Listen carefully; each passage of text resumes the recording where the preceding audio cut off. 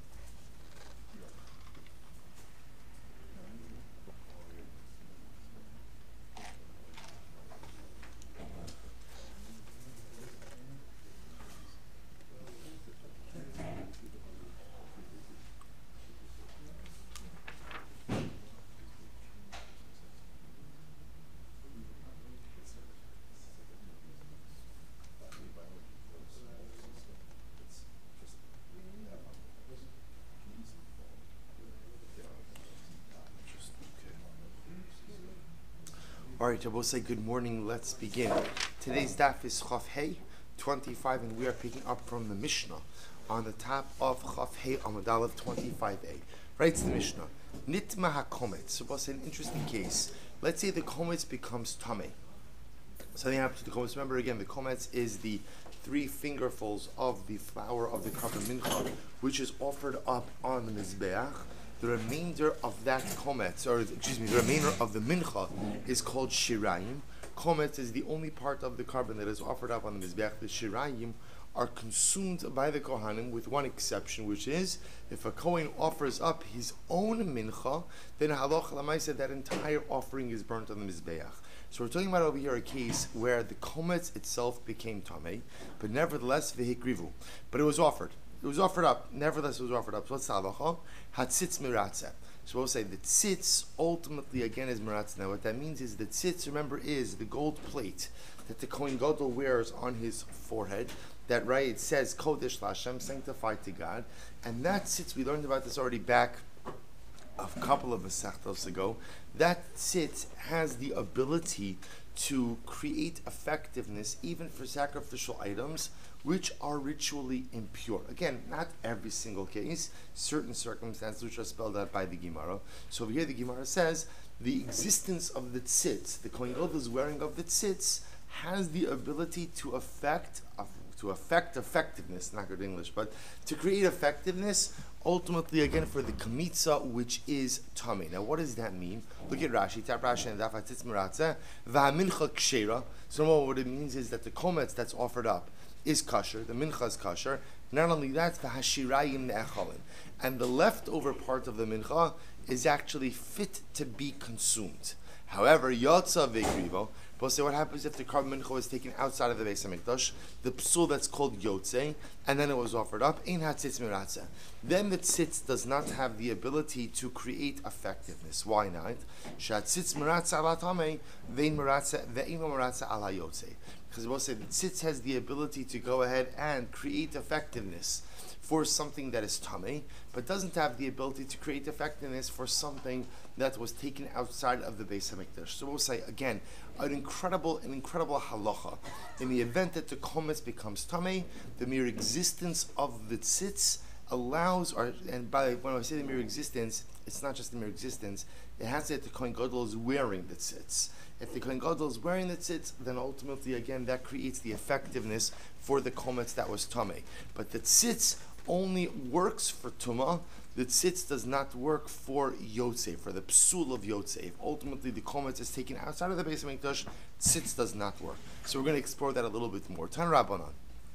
So we'll say the Gemara discusses this concept. V'nosa Aaron esavon hakadoshim.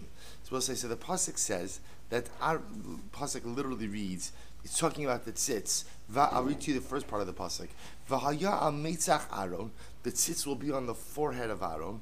V'nosa Aaron esavon hakadoshim. And literally translated, Aaron will carry the iniquity of the sacrificial items, of the sacred items. He'll carry with him the avon, which means the iniquity, the sin of the kadoshim, of the kodshim, of kodshim. Asher yakdishu b'nei Yisrael l'chol matnos kodsheim, v'haya al mitzchot tamid l'ratzon lahem l'fnei Hashem. And the tzitz will be on his forehead constantly, l'ratzon, and it'll be the goodwill for before HaKadosh Baruch Hu. So it says the Gemara, V'nasa Aaronis Avon HaKadoshim, V'chi Eza Avon Hu Noses. So we'll say clearly, what is the Torah telling me? The lashon of V'nasa Aaron Es Avon HaKadoshim means that Aaron, through the wearing of the tzitz, is able to create atonement. V'nasa means he'll lift up. The lashon of v'nasa, of lifting up, is a lashon ultimately of forgiveness. So through the wearing of the tzitz, Aaron is able to create or to effect forgiveness for certain sacrificial transgressions. So what type of avera ultimately, again, is the tzitz meratzeh for? Does the tzitz atone for? V'chi izo avon hu nosei, im tomar avon pigul. If you want to say, maybe it's pigul. Maybe what it's talking about is the case of Osai, that in the event that a carbon became pigul. Remember again, how does a carbon become pigul? A Kohen has any type of disqualifying machshava over the course of the avodah could render the carbon pigul. So let's say it became pigul and you offered it up. Maybe the Torah is coming to teach me that the presence or the wearing of the tzitz has the ability to affect atonement for the carbon. That can't be. Hari kvar ne'amar lo yichashev. We'll say the pasuk by pigul already tells us that a carbon that is pigul, once you're pigul, you're out, right? Once you become pigul, so there is that carbon can no longer be affected. Im tomar avon nosar. So maybe you'll say again it's for the sin of nosar. Let's remember again, nosar means that the carbon was left over past the, we'll call it the window of permissibility. So maybe you'll tell me if the carbon becomes nosar, but it's offered up, then halacha l'maisa that tzitz can be meratzeh. That can't be either. I'll tell you why. Hari kvar ne'emar lo yiratzeh. The pasuk Rabbi said by nosar already says it shall not be accepted. So the Gemara is pointing out over here, by pigul and nosar, the Torah uses absolute lashonos of psul to teach you that once the carbon becomes pigul, once it becomes nosar, you're out. You're out. Now I know pigul and nosar. Once you become disqualified with those psulim, there is no redemption for that. What I also know is what? What I also know is that halacha l'maisa, that the tzitz does have the ability to be meratzeh, that the tzitz does have the ability to affect atonement. So now my shaila is what? Now that I know the tzitz can be meratzeh, I know that it's not for pigul and it's not for nosar. So now what's the obvious follow-up shaila? So what is it meratzeh for? So what does it atone for? To which the Gemara says, ha'ino no say, so the Gemara gives a very interesting answer. It must be that it goes ahead and it atones. What we're saying now is that tzitz has to atone for something for which we find some element of atonement in a different arena. What's the example of that? And a good example of that is tumah. Sirbo says there's a concept of tumah hutra b'tzibur, which means that for certain situations, if the tzibur, if 51% of the congregation is tamei, then halacha l'maisa, certain karbanos tzibur, become permitted. So the Gemara is suggesting as follows, that the tzitz is miratzeh for tumah, namely, that if a carbon was offered up in a state of tumah, the tzitz has the ability to create the effectiveness for the carbon. How does the tzitz have the license to do that? Why? Because we see that tumah already is not an absolute prohibition. Where do we see that tumah is not an absolute prohibition? Because tumah hutra b'tzibur. Therefore, when looking for something that the tzitz is miratzeh for, we're going to go ahead and we're going to go with tumah, as opposed to what? As opposed to pigul and nosar, which are absolute prohibitions. There is no situation where pigul is okay. There is no situation where nosar is okay. Therefore, to go ahead and say that the tzitz is miratzeh for those things doesn't make sense. So the Gemara says, Maskif lo Rabbi Zera. So Rabbi Zera raises a contradiction. He says, or raises a kasha. Ima avon yotze shehuter michlalo bebama. Well, why don't you say as follows? Why don't you say that the tzitz is miratzeh in the event that the carbon was accidentally taken out of the Beis Hamikdash and then brought back in and offered up? Why don't I say that the tzitz can be miratzeh? The tzitz can affect or can create effectiveness for that carbon. Why? Shehuter michlalo bebama. Because they're both saying the prohibition of yotze is also not an absolute prohibition. Where do we find an example of where yotze is sanctioned and yotze will work? Bama. Right? You say, what's a bama? Bama is a private altar. What happens with a private altar? The halacha is you're offering up karbanos outside of the Beis Hamikdash. So you see that there is a circumstance ultimately where yotze works. So maybe tzitz is miratzeh for that. To which the Gemara says, Amar Abaye, Amar Kra, l'ratzon lifnei Hashem. We'll say by the pasuk by tzitz. Ultimately, again, it says that tzitz will create effectiveness before Hakadosh Baruch Hu. So what does that mean? So l'ratzon lifnei Hashem, avon lifnei Hashem in, avon the yotze lo. So we'll say that tzitz is able to create effectiveness for a sin which is committed before Hashem. What does it mean? It's sin that's committed before Hashem. A sin that is committed inside of the Beis HaMikdash. But a sin that is committed outside of the Beis HaMikdash, the tzitz is not meratzeh for. So therefore, what is the Gemara saying? So the psul of Yotze, offering up a carbon outside of the Beis HaMikdash, is a sin that is committed not in the presence of God. Offering up a carbon in a state of tumah is a sin which is committed in the presence of God. The tzitz is only meratzeh for a sin that is committed in the presence of HaKadosh Baruch Hu. Therefore, you see that tzitz is meratzeh for tumah. Maskif Rabbi Eloi. Maskif Rabbi Eloi. So Rabbi Eloi raised the kasha. Im avon small. This is actually very interesting. We'll say, with the halacha is that the Kohen is supposed to do the avoda with the right hand. So why don't we say that maybe the tzitz is meratzeh in the event that the Kohen did the avoda with his left hand? Look at Rashi for just a moment. Ve'ema avon small. Dilechatchila ba'inan yamin. Kidarmina parak rishon. Kamakum shnemar etzar. Remember, we actually learned this in this Masechta. So ultimately, again, the halacha is that the avoda must be done with the right hand, and therefore, again, maybe the tzitz is meratzeh in the event that the Kohen did the avoda with the left hand. So if you did it, even though, again, you're not supposed to do the avoda with the left hand, if you did it and the Kohen's wearing the tzitz is meratzeh. The tzitz creates effectiveness for that avoda. Why? Now we'll say, remember, what you begin to see over here is the pattern. The pattern is the tzitz, right? The Kohen Gadol's wearing of the gold plate on his forehead has the ability to create effectiveness for a sacrificial service that would have been otherwise invalid. But it appears that only works if the prohibition of that, if the particular prohibition in question is not absolute. If it's something absolute, then it sounds like that halacha lemaisa, even the tzitz cannot be meratzeh. So why don't we say that the tzitz is meratzeh in the event that the Kohen did the avoda with the left hand? Why? Because left-handed avoda is not an absolute prohibition. Where do we see an example of where left-handed avoda is done? Shehuter michlalo b'yom kippurim. Because they will say, interestingly enough, what's the halacha? The halacha is the Kohen uses his left hand for the avoda of Yom Kippur. Where does the Kohen use his left hand for the avoda of Yom Kippur? So look at Rashi. This is actually quite interesting. B'yom kippurim, natlas hamachta b'yamino, ve'esakaf b'smolo.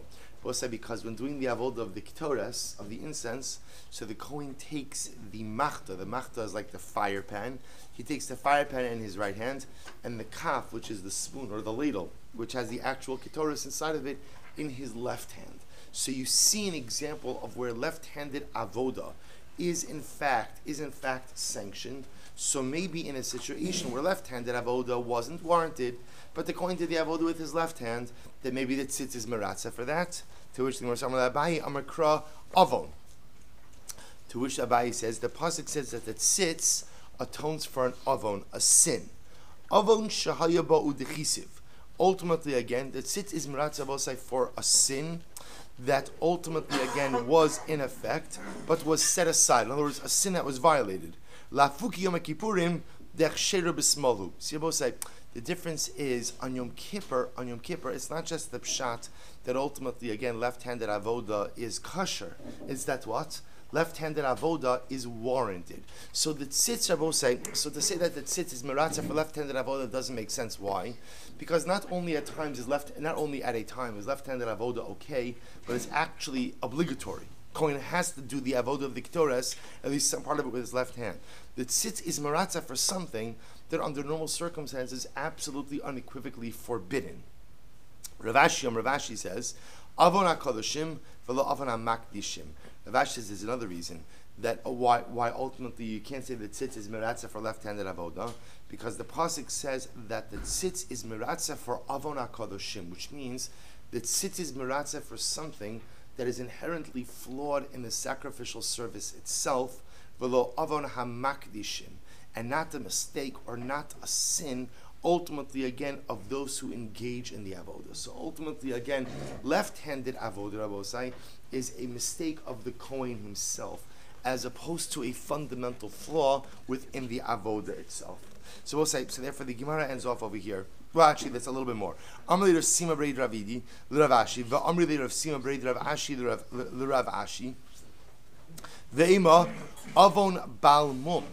Maybe I will say that tzitz is miratza for the sin, or excuse me, for the sin of a Baal Mum. In other words, what happened? Maybe the tzitz is miratza, that in the event that a person offered up a carbon, which is a Baal Mum, which is blemished, that the tzitz has the ability to be miratza, that the tzitz has the ability ultimately to create effectiveness for that particular carbon. So the Gemara says shehoter michlalo ba'ofos. We'll remember again. So same pattern. Tzitz is miratza for something which is not an absolute prohibition. So isn't Baal Mum an absolute prohibition? No. Because where do we see an example of where a Baal Mum could be offered? By birds. So the Gemara says, Shehuter michlalo ba'ofos. You are permitted, when it comes to bird offerings, you could offer up a bird which is a Baal Mum. Because we learned, Amar Mar, Tamos v'zichrus bebehema, ve'tamos v'zichrus ba'ofos. We'll say there's an obligation. Ultimately, Tamos means that the carbon must be whole, the animal must be whole. Zichrus means it must be male. Those are halachos that apply to animal karbanos, but do not apply to bird karbanos. So we'll say, therefore maybe the halacha is that the tzitz is meratza for a Baal Mum, that if you go ahead and you offer up an animal which is a Baal Mum, even though you're not allowed to do it, if you did it, it's the presence of the tzitz which ultimately creates the effectiveness of the carbon. Why? Because the prohibition is not absolute. Because you see by a bird that you could offer up a Baal Mum, to which the Gemara says, Amar Mar, Tamos is fine. Vein Tamos as well. Amar Lei, Alecha Amakra, about you, or about literally what you just said, the pasuk is stated, Lo Yiratze, Ki Lo L'Ratzon Yihye Lochem. We'll see here's the difference. When it comes to Baal Mum, there is actually quite absolute in the fact that what? Such a carbon will not be accepted. If you look at Rashi, Rashi says, Lo Yiratze, B'shor V'ses Sarua V'kalut, Lo L'Ratzon, Kol Asher Bo Mum Lo Sakrivu. So we'll say, to which the Gemara essentially says there's no way that tzitz can be meratza for a Baal Mum. Why not? Because halacha l'maisa, the prohibition of Baal Mum is so incredibly unequivocally absolute. Therefore, again, halacha l'maisa, even the presence of the tzitz cannot be meratza for the Baal Mum. So we'll say, after we exhaust all of the possibilities, it leads us back to what we started with initially, which is, here's what we know. What we know is that the tzitz, when the Kohen Gadol wears the gold plate on his forehead, is one of his begadim, that says Kodesh Lashem, the wearing of that tzitz, the Torah tells us, has the ability to create some type of effectiveness for what would otherwise be an invalid sacrificial service. Where do we know that from? Because the Torah says, V'haya al mitzach Aaron, v'nosa Aaron es avon hakadoshim. Aaron will wear the tzitz, and by wearing the tzitz, again, the lashon is very important. V'nosa Aaron es avon hakadoshim. Aaron will lift up the sin of the sacrificial items, or the sin of the sanctified items, which tells us that the mere wearing of the tzitz has the ability to validate something that would otherwise be an invalid avodah. What we're trying to figure out, what we've been trying to figure out this entire daf so far, is so what? What? Meaning which type of avodah ultimately, again, which type of invalid avodah is validated by the presence of the tzitz. So we'll say after going through all of the different possibilities, we're back at square one where we started, which is, what does tzitz work for, Abosai? What does tzitz work for? Tumah. Tumah, that in the event that a carbon was offered up in a state of tumah, which it should not have been done, but it was done nevertheless, the tzitz is miratza. The tzitz creates effectiveness for that carbon. The carbon is valid. We'll say, where do we get tumah from? Because remember again, what we know is that tzitz is able to create effectiveness for something which is not an absolute prohibition. Tumah is not an absolute prohibition. Why not? Shehut Shrabet Zibor. Because there is a case of tumah which is permitted for sacrificial service, namely, if 51% of Klal Yisrael are tmeim, ultimately again tumah becomes permitted, and karbanos could be offered up in a state of tumah. Therefore, again, halacha l'maisa, and I will say this is indeed halacha l'maisa, if the kometz of the mincha was tamei and was offered up as in a state of tumah, the halacha is that the mincha is good. This, in fact, is how the Rambam paskins. This is in Psuli HaMukdashin, Parak Yud Aleph Halacha Yites. Listen to this. Kometz mincha shenitma viktiru. If the comments of the mincha I'm reading to the Rambam became tamei, but now again, I will say if it becomes tamei, then should you offer it? Should you offer it? No, of course not. But you did it anyway. Hatzitz miratzeh. Ultimately, again, the tzitz creates effectiveness for that atonement. Shneimar v'nasa aron yatz. So therefore, and that's the halacha. Yatza kometz chutz lazara vichnisa vektiro. On the flip side, if you took the komets outside of the Beis Hamikdash, this is just the Mishnah, and then it was offered up. Eina tzitz miratzeh. The tzitz does not create effectiveness. Why? Shatzitz miratzeh ala tamei v'ino miratzeh ala yotze. Because we'll say the tzitz is only creates effectiveness for something that is tamei, but not for something taken outside of the precincts of the Beis Hamikdash. Good. Ten Rabbana. We'll say we go weiter. Dam shenitma. Another interesting case. So blood, sacrificial blood, becomes tamei, and what happens? Vizarko, and you threw it anyway. So we'll say. So now we're talking still about cases where the sacrificial item became tamei. Once it becomes tamei, really you should shut everything down. The difference over here is that it wasn't. So the sacrificial blood becomes tamei, but the kohen does zrika anyway. So what's the shaila? The shaila is the avoda kosher or not? So the Gemara says it depends. B'shogeg hurtza. If it was done b'shogeg, it works. B'mezid lo hurtza. If it was done b'mezid intentionally, it doesn't work. When is this true? B'yachid, with an individual. Aval b'tzibur, when it comes to a tzibur, ben b'shogeg, ben b'mezid hurtza. So we'll say actually very interesting. So halacha l'maisa, if it was done for a yachid, if this is a carbon of a yachid, so if the blood became tamei, if intentionally thrown in a state of tumah, it will not work. But if accidentally offered up in a state of tumah, it will work. But if it's for the tzibur, if it's a communal offering, so whether or not the kohen did it b'shogeg or b'mezid, it will work. Uba oved kochavim. We'll say, what about if it's the carbon of an akum, of a Gentile? They will say, now obviously in this case, Rashi points out over here, Uba oved kochavim, oved kochavim sheshilach karbon v'nit mahadam. So we'll say, remember again, this is very important, very apropos to slichos. Ki beisi beis tefili yikari l'chala amim. Right? Then remember again, the Beis Hamikdash was not just a place for Klal Yisrael. The Beis Hamikdash was a place for all of humanity. That even an akum, even an idolater, right, has the ability to send the carbon to HaKadosh Baruch Hu. So let's say we'll say with the carbon of an akum, and the blood becomes tamei. What's the halacha? Bein b'shogeg, bein b'mezid, bein b'onis, bein b'ratzon. Whether again the blood was offered up, b'mezid, b'shogeg, mezid, onis, ratzon. What's the halacha? Lo hurtza. Amud beis. Ultimately, again, the sacrificial service is not good. So we'll say, so according to this brisa, the distinction is as follows. If it's a carbon yachid, if the blood became tamei, was offered up a shogeg, carbon works. Offered up a mezid, carbon doesn't work. B'tzibur, bein b'shogeg, bein b'mezid, carbon works. Ovid kochavim, bein b'shogeg, bein b'mezid, bein b'onis, bein b'ratzon, carbon doesn't work. Or minhu, where is the kasha? 1 second. Amatz, it's miratzah. So I will say, remember again, the Gemara says, what does the tzitz create effectiveness for? Al hadam, va'al habasar, va'al hachilif shenitma. We'll say, so the tzitz goes ahead and creates effectiveness, ultimately for what? First of all, Rashi just points out, before we go on, lo hurtza, why is it by an akum that even the presence of the tzitz doesn't do anything? Look at Rashi, third line down from the top on Chaf Hamid days. Tichsiv v'haya mitzchot hamid l'ratzon lahem v'lo la'ovdei kochavim. So we'll say because the lashon of the pasuk is the tzitz shall be on the forehead of the kohen l'ratzon lahem, to create effectiveness for them, teaching us that the effectiveness of the tzitz is only for Klal Yisrael and not for an akum. So the Gemara goes weiter. Meaning, Gemara raises the kasha. Amat is miratzah. What does the tzitz create effectiveness for? Al hadam v'alabasa v'alachilev shenitma. If you have blood or sacrificial meat or chelev, fat, which are supposed to be burned on the mizbeach, that became tamei, and were then offered up on the mizbeach nevertheless.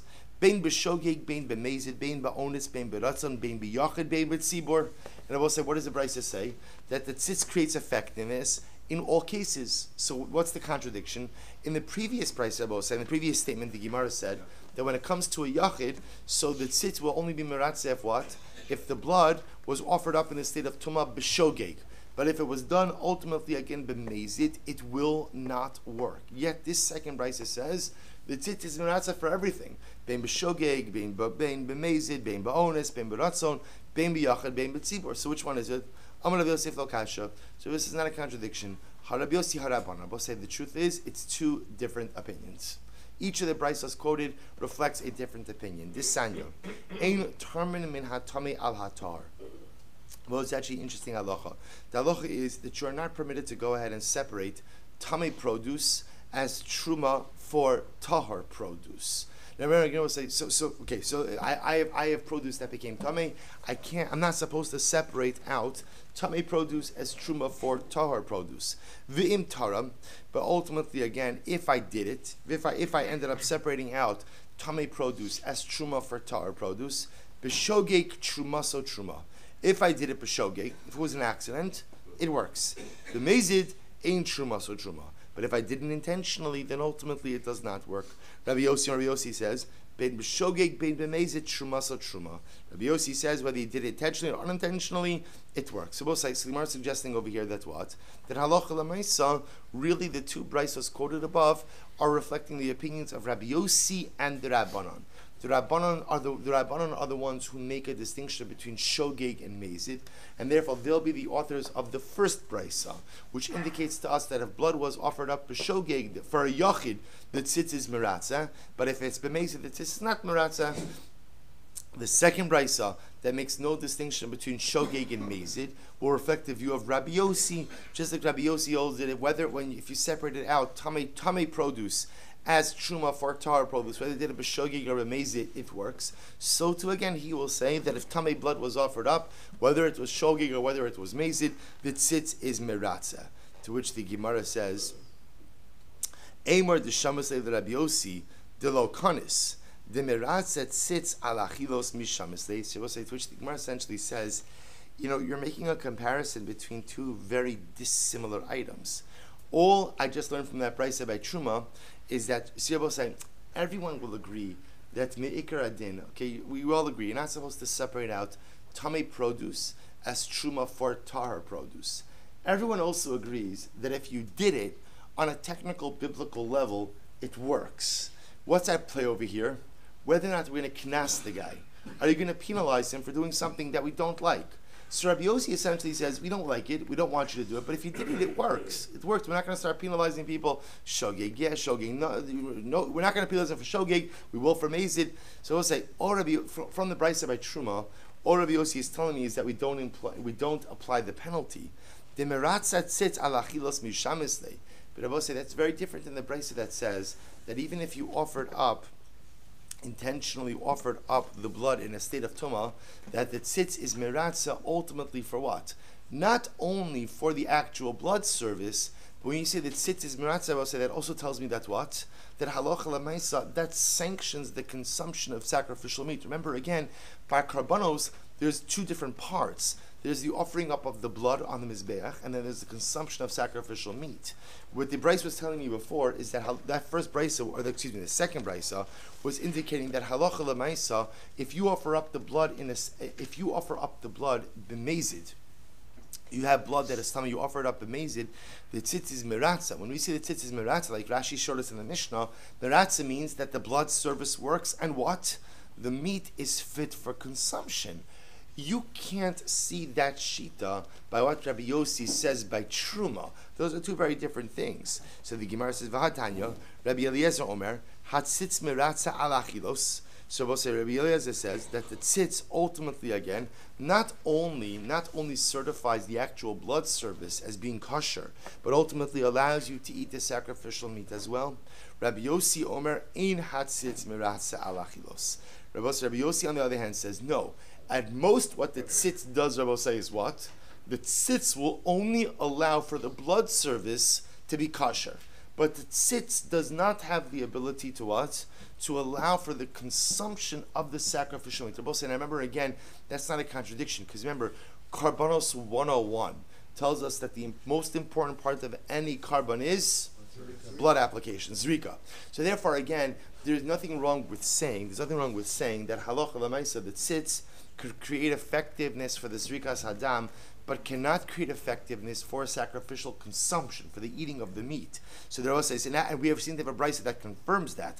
Rabbi Eliezer says that the tzitz is meratza ultimately al achilos. So Rabbi Eliezer is of the opinion that the tzitz allows for the sprinkling of the blood, and also the consumption of the sacrificial meat. Rabbi Yossi on the other hand says, Einat tzitz meratza al achilos. Rabbi Yossi says that the tzitz, Rabbi Yossi, allows for the sprinkling of the blood, but does not allow for carbonic consumption. So I say, we have a problem, because now we just said that the brisa that essentially says bein b'shogeg, bein b'mezeh, bein b'onus, bein b'ratzon, the carbon is good, reflects the view of Rabbi Yossi. We would also assume that means that Rabbi Yossi holds that the tzitz is miratza not only for the zrika, but ultimately for achila. Yet here we see Rabbi Yossi as being quoted explicitly as saying what? The tzitz works for zrika, but not for achila, to which the Gemara says not a problem, eifuch. Just switch around the shitos.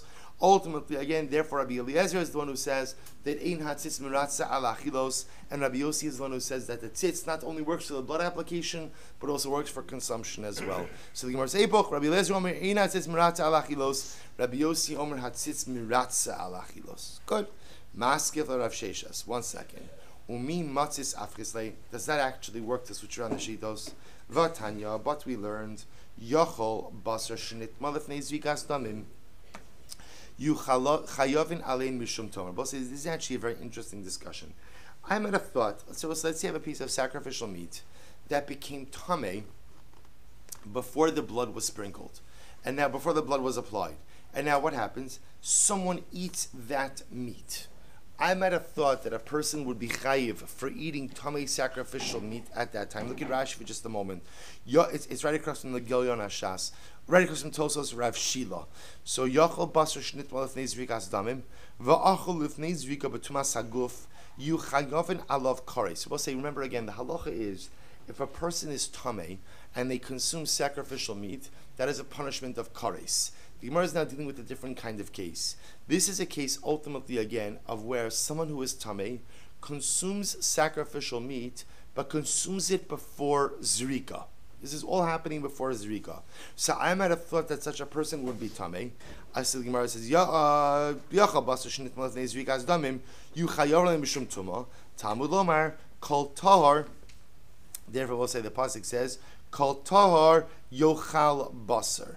So the Gemara says, kol tahar yochal basar, v'anefesh asher tochal basar mizevach hashlam asher laHashem, v'tumaso alav, v'nichrisa. What do we learn from this? Hanitra l'tahorin chayavin l'mishum tuma. Both say you're only chayiv for consuming sacrificial meat in a state of tuma, if otherwise that meat would be permitted to someone who was tahor. V'she'eno nitra l'tahorin. But I will say if you have a piece of sacrificial meat that would have not been permitted to tahorin either, to someone who was tahor. For example, I'll say what's an example of a piece of meat a piece of sacrificial meat that would not have been permitted to someone who was tahor? If the meat itself became tamei, then what? In chayavin l'mishum tuma. That ultimately, again, the halacha is that one would not be liable, ultimately, again, for consumption of that meat in a state of tuma. O eina ella, or maybe I could say it the reverse. O eina ella, ne'echa l'tahorin chayavin mishum tuma. I'm going to say it's only meat that is consumable by tahorin, that one will be chayav for tuma. V'she'enu ne'echa l'tahorin, ein chayavin ala mishum tuma.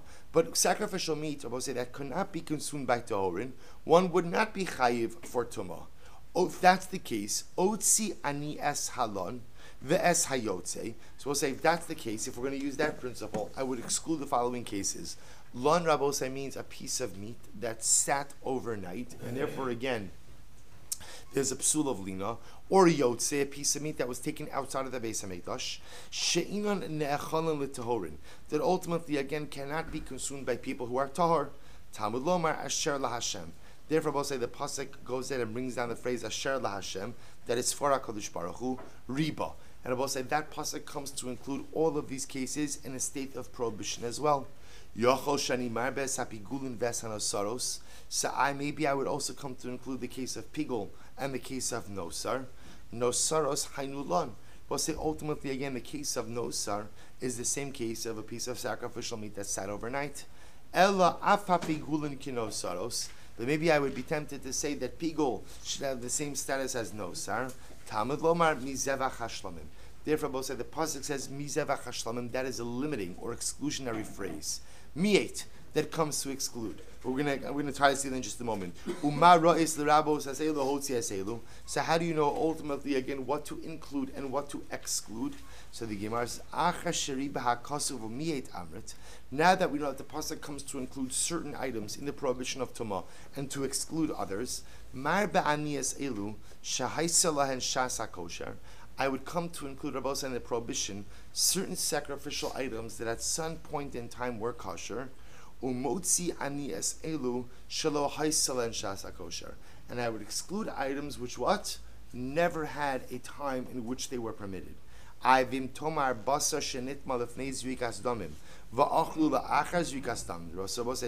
to our original case. Therefore, if you're going to tell me about a piece of meat, sacrificial meat, which became tamei before zrika,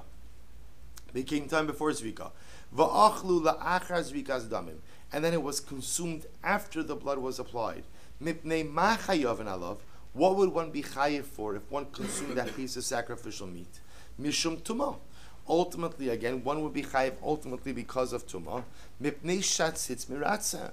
Ultimately, again, because of osai, that tzitz creates effectiveness. In other words, if the piece of meat became tamei ultimately, again, before zrika, then technically speaking, I would have said, based on what we said before, you're not chayiv for consumption of that type of impure or ritually impure sacrificial meat. Why? Because it never had a shasa kosher. It must be that what? That the tzitz is miratza. If the tzitz is miratza, that means the piece of meat becomes a bona fide sacrificial piece of meat.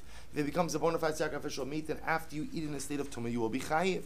Nitma'in yotzelo. And what do you see from here? That you are only chayiv ultimately, again, in a case of nitma, because that's the case that the tzitz is miratza. But yet if the same piece of meat was taken outside of the Beis HaMikdash, it would be invalid, and therefore if someone were to eat it in a state of tumah, they would not be chayiv for eating sacrificial items in a state of tumah. So man shamas da'amar it's da'amar ein zrika mo'elas liyotze. Who is the opinion who says, Rabbi say, that ultimately, again, zrika does not create effectiveness for a sacrificial item taken outside of the Beis HaMikdash? Rabbi Eliezer. V'katani Demiratzet sits alachilos.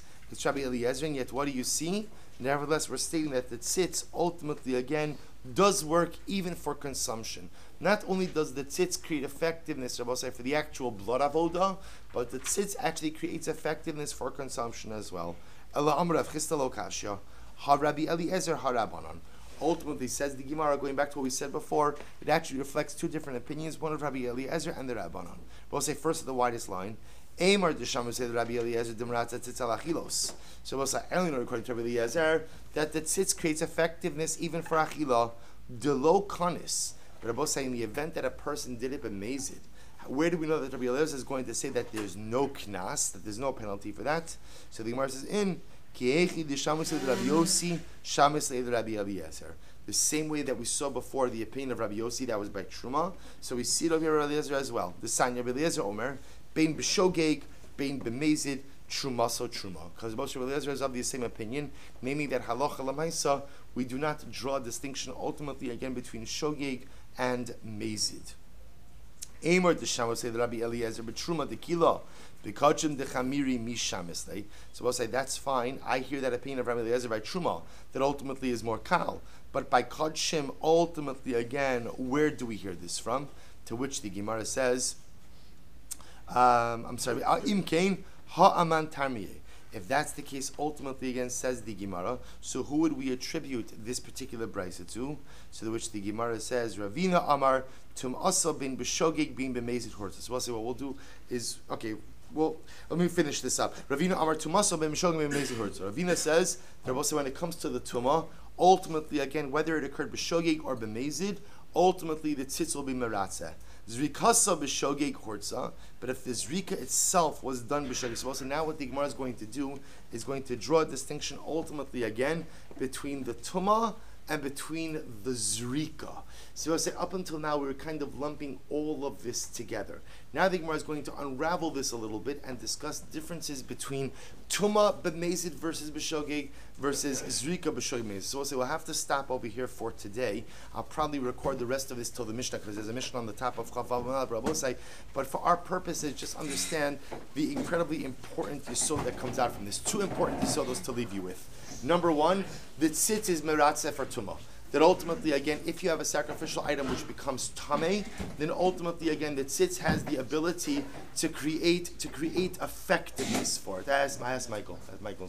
So the tzitz has the ability to create effectiveness for it, which is an incredible, profound yisod. However, the Rambam does point out that this is only a din if the sacrificial item becomes tamei. For example, if the Kohen is tamei and does the avoda in that state which is prohibited, the tzitz is not meratza for that. So the tzitz only creates effectiveness if halacha lemaisa, the actual sacrificial item, becomes tamei. Further, I was saying that ability for the tzitz to be meratza is limited. What does it allow for? It allows for the blood application. What doesn't it allow for? It doesn't allow for carbonic consumption. So it allows for the zrika to be valid, which again, as we saw before, is the most important detail, because the zrika being valid ultimately is what creates the effectiveness of the carbon, but will not allow carbonic consumption. I'll record the rest of the daf to the Mishnah Meretz a bit later.